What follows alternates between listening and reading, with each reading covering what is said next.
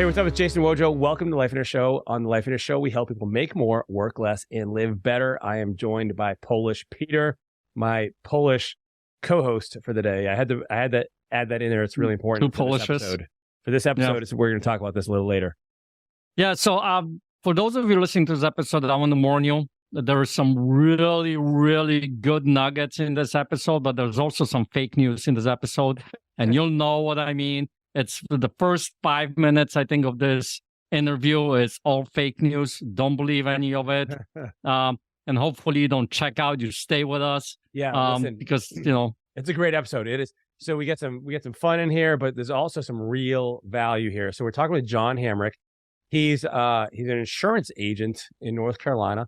And I want you to listen in because you, the listener, probably are not an insurance agent right now, which is totally cool. But there are some and I'm talking super valuable lessons here in regards to how you run your business, number one, and how you identify and connect with your clients and your customers. And John has done a really good job, and he's honed these skills. And some of it is natural for him, for sure. But he's going to share some things that he's done in his business that have made a huge impact, not only to the amount of time he works, how much he enjoys his business, and how much money he makes, but overall, how all these things fit in as a really kind of a way that you can do the exact same thing in your business. And we're going to talk about how he really has found some ways, some tips to connect with clients in a way that otherwise I think a lot of people miss, and some mistakes that other people make along the way. Yeah. And, one of the things I want you guys to listen to, if you're like a real estate investor or an agent or anybody that actually deals one-on-one with people, with your clients, this is a really good episode to listen. Especially, I like at the end of that episode, there was a question that he asked, and he shifted how he actually asked that question. Yeah. And I think that's a really, really brilliant way of, connecting with the clients and actually, for lack of a better word, closing that, sale. Yeah. So, awesome episode. Let's go right now to our interview with John Hamrick. Hey, John, what's up, man? Welcome to Life in a Show. How are you guys doing? I'm glad to see both of you. Yeah, it's been a little while. I mean, we talk, fairly regularly, but you saw Peter here at when was that? That was in June. Yeah. That was June. Yeah. Vegas, baby. We don't talk about that though, right? That's right. Well, John, there is one thing I would love for you to share with the audience, which is your nickname for Peter, because we're talking about his dance career as a... There's going to be a lot of beeping going on right now, like beep, beep, beep, beep, beep, beep. There is... So so you guys might know this or not. So Peter was part of a professional dance group. No joke. A professional dance group when he was a kid in Europe.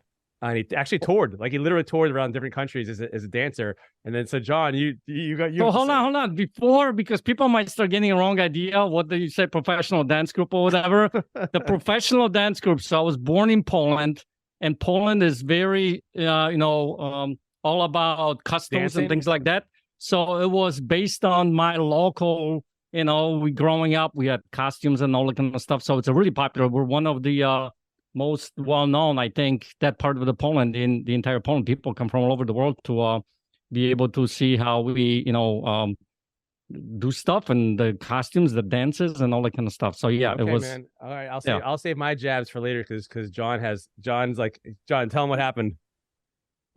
So I heard that story, and I think that's really cool, Peter. But I put two and two together and realized that Peter's really just a pole dancer. I can't stop dying whenever I hear that.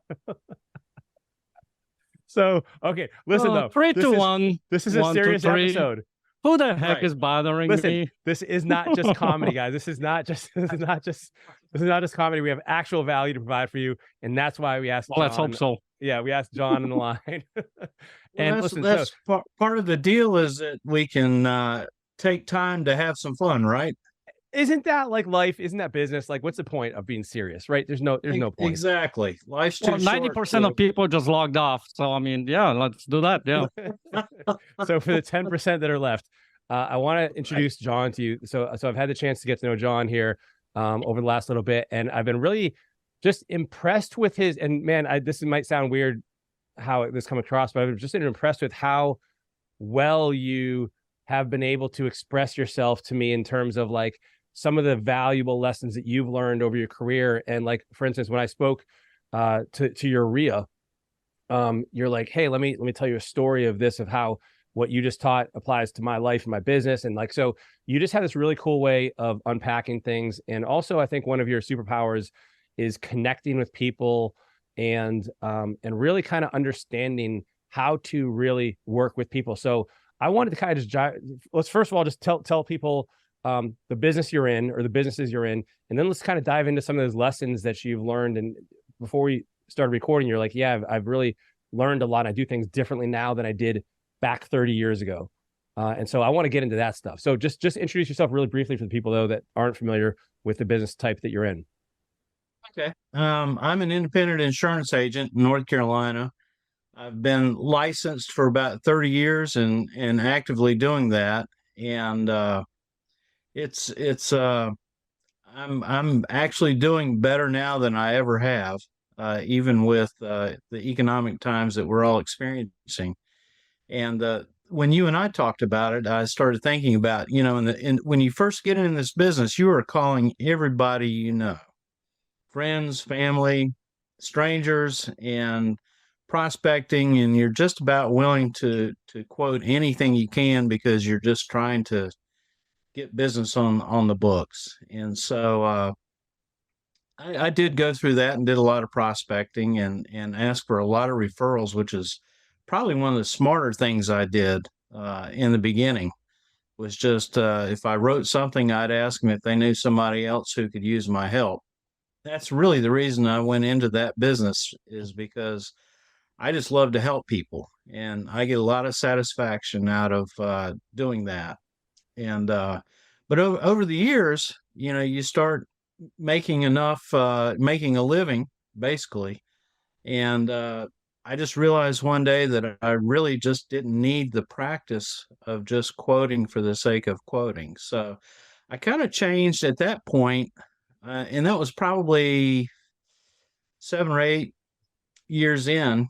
If I got a referral from somebody and they called me up and said, "Hey, John, I've got this, this, and this. Would you be willing to quote it?" And my response to them was, "Let's talk first," because I don't need the practice in quoting, and I want to find out if we're a good fit, if we're going to be able to maintain a business relationship. And so I asked them questions about, how they do business and what they were really looking for. And sometimes I get a little pushback from people that, well, I'm just interested in the best price. Mm. And at that point, I just tell them, well, if price is all you're looking for, then I'm not your guy. I'm looking for people that I can get into this thing with, long term, and I will give you the best price I can. But it's about the relationship with me. And so if that's not your interest, then let's save each other a lot of time and effort. And sometimes you get a little pushback on that. And then sometimes people say, wow, I don't usually hear that from an insurance agent. And so, and I do that with anybody I meet, frankly. I want to learn a little bit about them. They're much more interesting generally than I am, just like Peter and his dancing. It's still coming back, isn't it? Dude, this is all just right. a start. Well, I will promise that you, can be thrown in anywhere, in any part of the conversation. I won't mention it again in the next 10 minutes.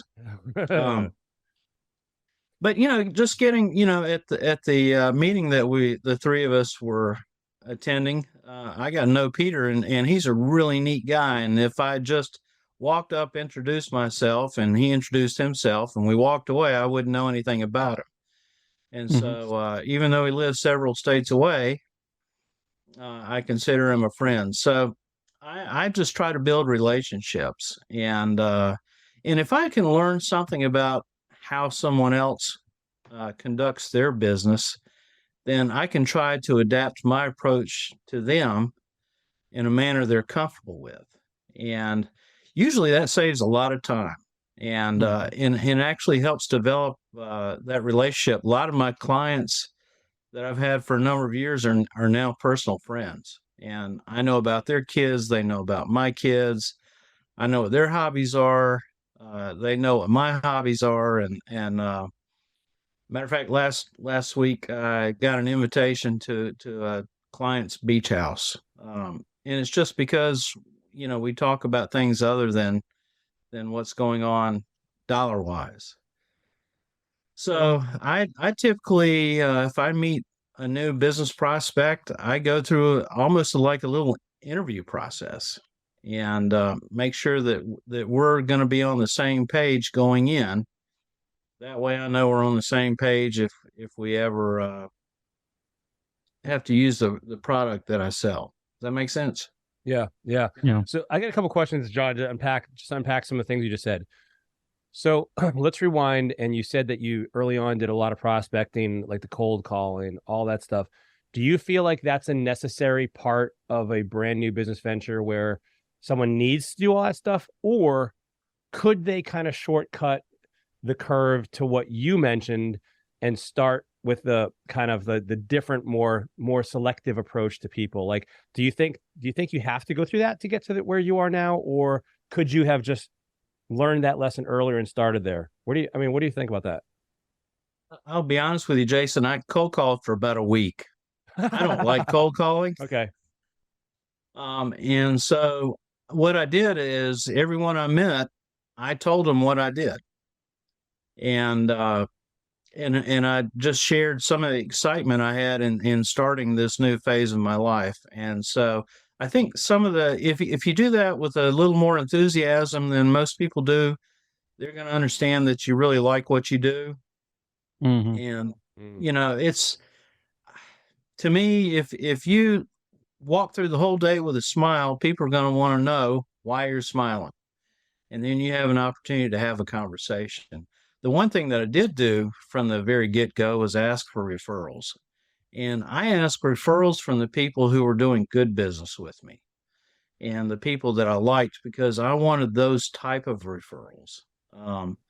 And I still do that now. I've gotten calls in the last month, and if someone can't tell me who referred them, and I talked to a little bit about them, to them about what type of business they're in and what their needs are, and I will still sometimes refer those folks to other agents. I know they're in the beginning building stage of the business, because it's not that I don't want new business, but I want good business, and I want the right type of client. I want somebody that's going to work well with me, and communicates the same way I do, because in my business, communication is everything.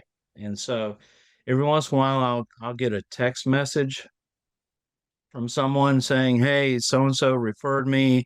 And one of the first things I'll do is say, "Great, here's my email address. Will you shoot me an email and tell me what it is you're looking for and give me a little more information?" And I wait to see if they're going to do that. And if they do that, I know that we're going to communicate well, because in any business, documentation is everything. And it's a lot easier to document an email than it is a text message. And so I kind of use that as a barometer of whether or not they're going to actually kind of follow through with what I ask them to do. And if I don't get an email from them, chances are I'm not going to follow back up, because I'm going to move on to the next. A little bit. Yeah, it's the, my laptop, I hate to say it, is the center of my business world. I mean, that's where the magic happens, especially in this day and age. And I know a lot of people like to do things with their telephones, but I need to know that they're going to put some effort into sending me an email. And, sometimes if it's a simple communication, I can text back, but I just want to know if they're going to communicate with me on the way that I prefer. And then we can, once the relationship develops, then have a better idea of how to communicate, and then I can use shorter messages on a messaging platform like text messaging. So listen, John, I mean, one of the cool things that I hear from you talking is, one, you get to really, let me back up a little bit. If you think about it, most companies out there, they talk about themselves. They talk about how great they are and why, everybody should do business with them and all those kinds of things. One of the things that I'm hearing from you is that you look more about learning about the client, learning about them. Tell me more about you, as opposed to telling how great you are. And I think that helps you create those relationships. It helps you, you're not just going and picking everybody, because I think one of the things that a lot of times when businesses start up, they'll just take anybody and everybody, right? And you're being a lot more selective, and because you want to align with people that you are going to help them. So those are the two big points that I'm hearing from you. Like literally, like you genuinely learn about your clients. You want to, find out about them, and then you see whether or not you guys are going to be a good fit. Are there any other big lessons that you can share with us that, you've learned over the last 30 years that helped you with your business? I could share a lot of those lessons I've learned. Probably one of the things that probably about 15 years ago when my kids were young and I was making a living, and a man who was somewhat wise said, "You It have wasn't a choice Vojo, to right? make." It wasn't Vojo. It was pre-Wojo, yes. But he came up to me and he said, "You have a decision to make." And I said, "Yes." And he said, "Well, you are making a comfortable living, so you have two options. One is you can work harder and make more money, or you can keep what you have and spend more time with your family." And at the time, I had 3 young children, and so I'd kind of been obligated to them from the get-go. So I kind of did that. And now my children are 25 and 23 and 23. And so a few years ago, I started, getting back, filling the pipeline again. And it's been a great experience, and I didn't miss that time with my children. And one of the things that you guys teach, the first starting step is, what is it that you want? What do you want to do? And that guy actually, by asking that question, helped me answer what I thought I was going to answer anyway, that, I want to spend time with my kids while they're growing up, because they're going to have their own families, and, that'll all settle out. And so I was able to spend a lot of time actually helping my kids grow up instead of just watching. And so that was one thing that was very important. And so I was able to limit my work time to what I wanted to be, and didn't have to sacrifice any family time for that. Since then, I started building the business back up, and one of the things I was sharing with Jason is that, and I think it's this case with most businesses, is that probably 20 to 25% of my clients bring in 75 to 80% of my income. And so every once in a while, I'll go to the principal and agency that I'm placing business with and say, "Would you be interested in buying part of my book?" And if the answer is yes, then I'll go through those accounts that might require a little more time from me, but don't give me the return for that, and I'll sell off that portion of the book. And what I'm left with are my good clients, my favorite clients, and I have more time to spend with them since they are providing most of my income. And then I start asking them for like and kind referrals. And so it's kind of like cutting away the dead on a vine so that it bears more fruit. And it works. I think it would work in any kind of business. So hold on. Let me just make sure I'm clear. You Okay. look at your business, You look at which 20%, typically, let's say 20% brings 80% of your business, the revenue. Right. So you Right. keep those. The other 80% or so, you go to the principal and say if they would want to buy off that side. And if Yeah. they say yes, you sell off. So now you sell just focus on that 20%, and then you grow the business out of that 20% from the referrals and those kinds of conversations. Right. So then That's my cool. Brilliant, right? yeah, my business goes from 80% great and 20% great and 80% kind of working hard for a little bit to 100%. I'll take a little hit, in income for a short period of time. But also in selling that book, I have some money in reserve to build it back up. And it's amazing how quickly you can replace that 80% with clients that are better. And so it's a continuing process. And I keep doing that every so often. So before we get back into this episode, I want to share something really important with you. One of the things that me and Vojo do here, and we've been doing this for over probably 8-10 years now, is we've been running these events called Get a Life Getaway. And in these events, you sit down and you work on your entire life. You work on your vision for your entire life. And we literally dive into every single area of your life to show you, to help you create the vision that you truly deserve. Because if you notice from the episodes that we've been recording here over the years, is this vision is so important. It's probably one of the biggest missing elements in anyone's success. And if you look at all the successful people that you see in life, they have some form of a vision that they follow. So I want to encourage you to go and check out one of our events. We do these events throughout the year. We have tens of thousands of people gone through these events, created their vision, and you'll be shocked to see what kind of a life they're able to create because of that. So head over to lifeonair.com. That's lifeonair.com. At the top of the page, there's a tab called Events. Click on that tab, and you're going to see everything that you need to know about that specific event, when it's held, where it's held, and how to get there. Now, here is the cool thing. Because you are a listener to our podcast, we want to give you 50% off coupon. Actually, we'll give you a little code that when you go to the checkout page, on the right side, you're going to see a promo code area. Put this word in there, podcast. Podcast, hit apply, and you're going to get instantly 50% off coupon. Head over to the page. Don't delay. Do it right now before you go and do something else. All right, let's get back into the episode. So what I'm hearing is that every time you do this, so let's say that you have your 20%, you keep, and we'll use simple math. You keep your 20%, you replace the other 80% with other, like, because the thing that you mentioned is like the clients that you likely know other people like them.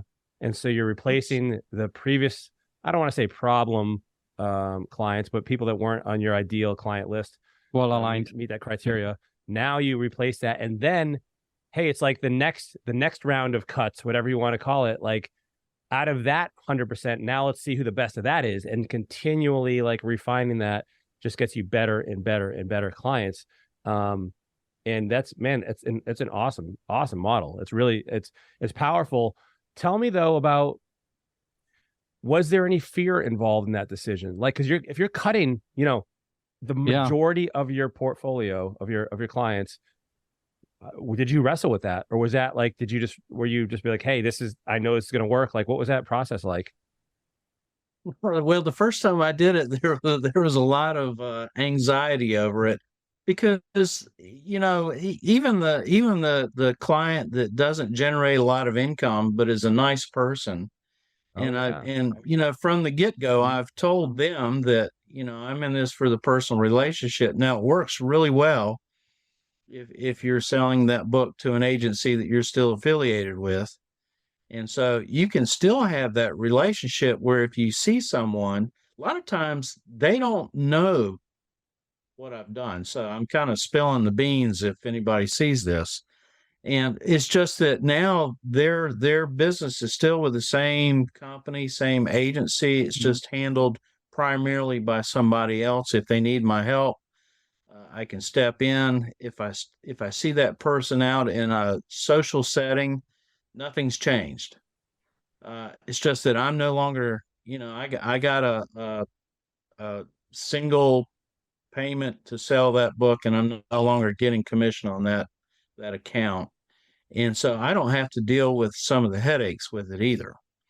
And so and each time you do that, you're actually strengthening your book. And I think the end game is that you get to a point where you've got a book of business and you don't want to get rid of any of it, because all the clients, you have a relationship with every one of your clients, and they're making you money and you're helping them make money.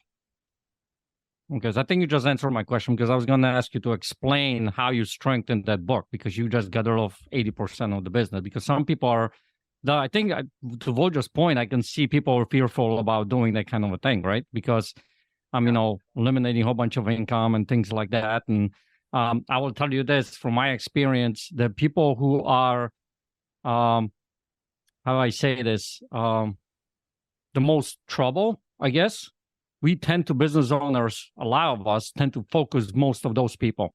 And they actually tend to, take us away from serving the best clients, because we want to help them and fix them or whatever it might for people, right?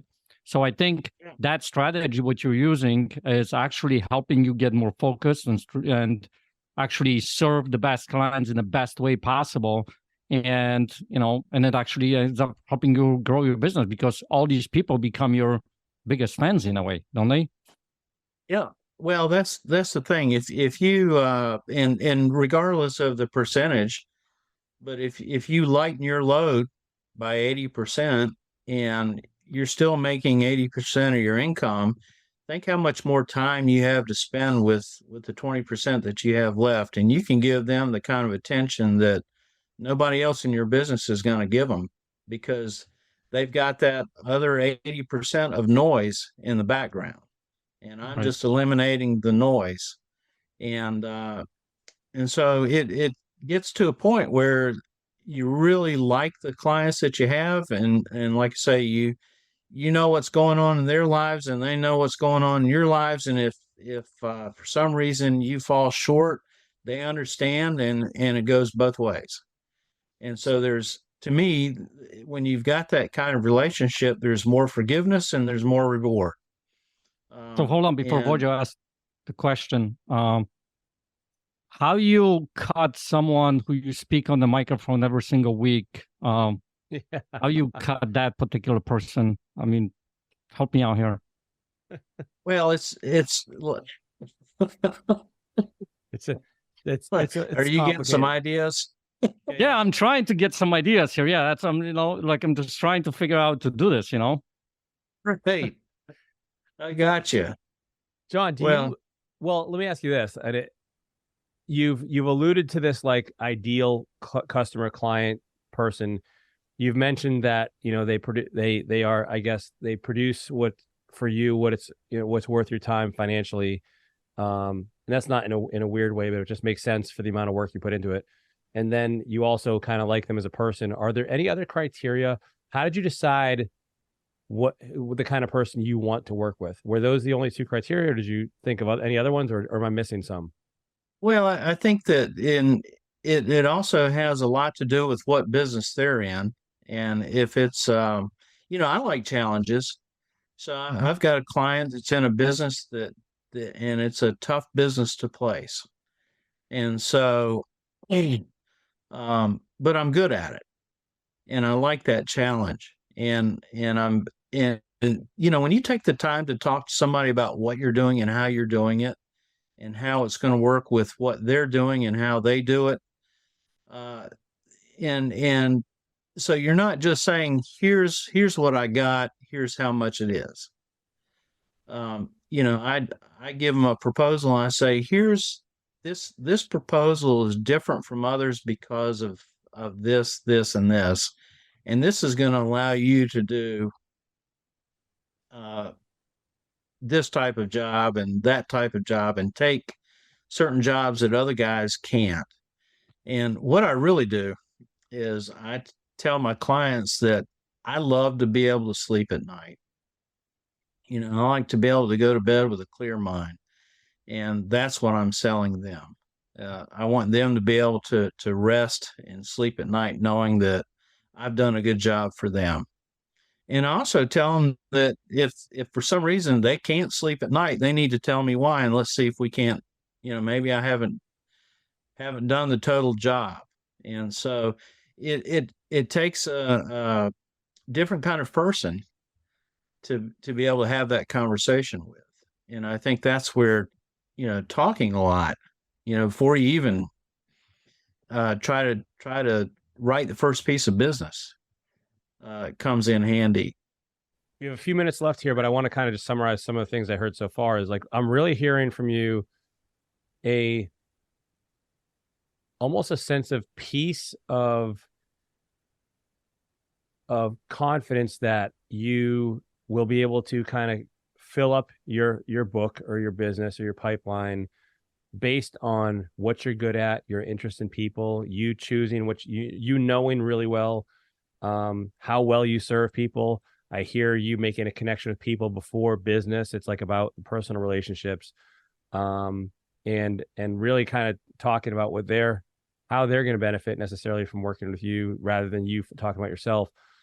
Talk to me to kind of wrap up this episode though. Like, talk to me a little bit about, has this always been natural for you, or did you kind of learn this? Because I know some people in business will tend to look at customers or prospects as just a customer or a prospect and not as a person. Like, have you always had this perspective, or have you seen people, like, for instance, we just had a conversation recently about the difference between talking at somebody versus talking with somebody. Have you always done this? And if not, how does somebody develop this skill? So I've always been someone who's been able to talk, and I've actually been accused of talking a lot. And so really what the part that I had to learn was to slow down and start listening. Mm. And sometimes, somebody will start talking and I've already got a solution formed in my mind, and I'm so excited to tell them. But then if I blurt it out, I haven't heard their whole story. And so sometimes the second half of their story changes, what the solution should be. So what I've had to learn was to listen more. And, sometimes if you're just silent for a few minutes, that somebody that you're talking to will keep on talking, and they'll tell you the real important stuff. Not just the first thing that comes to mind. And so I think that you've got to have some enthusiasm for what you do. You've got to have some excitement for what you do, and you have to bring that. Let them know that you love what you do. And don't get me wrong, there are days when I don't love what I do, but it's just because of one particular thing that typically is solved and goes away. But most days I wake up, looking forward to speaking with the people that I've got scheduled, and kind of anticipating who's going to call. The one of the great things about selling off part of your book is that you have more time for the things that pop up. And so I don't really, I kind of joke with people that, it seems like on Monday mornings I wake up and I think, oh, I can't wait till Friday. And then I go to bed Friday and I wake up the next morning and it's Monday. So I think, so you really love the weekends, but I don't wake up any particular morning thinking, oh God, I can't possibly do everything I need to do today. And so part of kind of letting go of some of the stuff that's not that maybe is a little noisy, then you have a little extra time in your day for the thing that pops up that's going to take some work that you weren't thinking you were going to have to do. And so each morning is a little less stressful. Right. Love it, John. Well, listen, we're out of time here, but I want to thank you so much for being on the show, and thank you for your friendship. And I know our audience will get a lot out of this as well. Well, I hope so. I've enjoyed it as well. And Peter, it's especially good to see you. I haven't seen you since June. So yeah, same here, John. Look forward to your next show. Yeah, that's right. And we'll see you at an Enlightenment event sometime soon too. Yeah, man. Yeah, well, that's what I'm really looking forward to. So you guys take care, and thank you for your time. Dude, I will never forget this joke as long as I live. Like, this is gold. He is a brilliant guy, man. I think from now on at the Life No Event, comments. we're gonna have to set up like a poll at the front of the room or something for you, and just be like, which is the poll here? Is it you? I don't want to go too much into that because I could take this conversation Yeah, we can go completely sideways. different. Stop right now. Stop right So, now. It's a friendly show. So listen, dude, all right, let's talk about your favorite takeaways from this episode. First of all, man, what a cool guy, right? Just a super nice, genuine guy. And I love, he has an unassuming personality in terms of like, he just seems super chill and relaxed, but he's very smart in how he's run his business and set it up. And I love, he's basically taken this 80-20 principle and applied it. Like, a lot of people know the Pareto principle, right? The 80-20 rule. Yeah. But he's really used it in a very concrete, tangible way that's really transformed his business. And what I loved about this is, like, not only did it once, he do it once, but he continues to do it like periodically, so that like that book of business for him continues to evolve and improve to get to a higher quality client that he wants to do business with, that he likes, that he feels like their friends or family members almost. And then he knows what's going on in their lives. Like, what a cool thing. Like, imagine if your business was like that. Like, how cool is that? Like, I feel like that way with like our Life and our members, man. Like, I know what's going on with people. You do too. And so I mean, what a cool thing. Yeah, I mean, you just said it. I mean, I was going to say, like, imagine having that kind of business. You love every single client and they resonate with you. You resonate with them, you know. We just had a summit recently, you know what I mean? And going in there and having conversations with the people in Life on there, it is such an amazing feeling to be able to connect with people in that way and know about their story, know what's going on with them and how they are living. Because think about it, every single one of us has a story. Yeah. We're walking stories and we want to be known, you know, we want to be acknowledged, we want to be appreciated and all those kinds of things. And so when you start looking from that perspective and utilize those kind of strategy like he was talking about, man, I think the business starts to grow because people want to be aligned with that. They're attracted to that. You know what I mean? So, well, dude, yeah. Like, so let me give you an example from Life and Air. So when I first was a coach in Life and Air, so that was a short stink. That was only like this long, right? Stink? What? Stink, like, you know, like a short period. It was several years, man. And so, but what I realized is when I first started coaching, so Life and Air we have an interview process, right? For our titanium program is an interview process. We want to make sure we get the right people. And early on, this is a decade ago, if not longer. I think I probably bent those rules as to who should get in, because listen, if you have the money, that's only one criteria. But I think early on when I was starting, I probably let more people in because I didn't know necessarily very clearly what I was looking for. And I hadn't had that experience of having different students that I was coaching. And so you learn this kind of as you go throughout your business. And if you've been in business any period of time, you can start to see the clients you like to work with the best, the customers you enjoy working with the most. And so this is something that I let people in that really shouldn't have been in. And here's some of the dangers of that. You may feel that you're coming from a place of scarcity in your business where like, oh, I just need to get business. Oh, I just need to get, but be careful with that, because what can happen is you can start pulling your attention and your time away from the people who are your quality, who are your customers, who you want to do business with, because you're busy. You're busy trying to meet the needs of the wrong person. And sometimes if those people interact, if there's any interaction between your customers and your clients, and you have the wrong person and the right person, you're going to have a clash.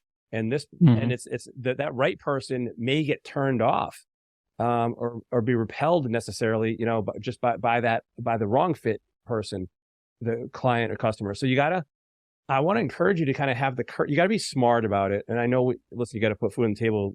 I get it. But I want you to be smart about this and start thinking proactively towards that ideal client, towards the ideal customer, to make your life not only better, which, by the way, when you're happier, you're going to do a better job. When you know, and so all this thing kind of steamrolls. So just be careful about this fear of either letting go of the wrong people or, you know, saying no to the wrong people right at the beginning. Yeah. Because here's the thing. I mean, if you really think about, by the way, the criteria that you just talked about, were they implemented after I came in? You were the last one that I'm like, no more of this guy. Like you, yeah, you're the final straw. So that was the final straw. The straw that was the straw that broke the camel's back. Right. See, I'm getting my metaphors. Cows come home. All right. But listen, but here's the thing. Notice, like, think about it. If you're dealing with people who are paying, you know what, you have those kinds of clients. How do you operate in your business? John mentioned, like, sleeping good at night. Are you sleeping good? If you're not sleeping well at night, what happens the next day? You're kind of groggy, right? So it's affecting your business, whether we realize it or not, right? Maybe you're not so motivated. You're not excited. He talked about being, excited on Monday and excited on Friday and things like that, So when you are, that I think has a profound impact on you, not only in your business, but in your family life, right? Yeah. Dealing with your people in your life. And so it's a simple idea, but I think has a really huge ripple effect across everything in your life.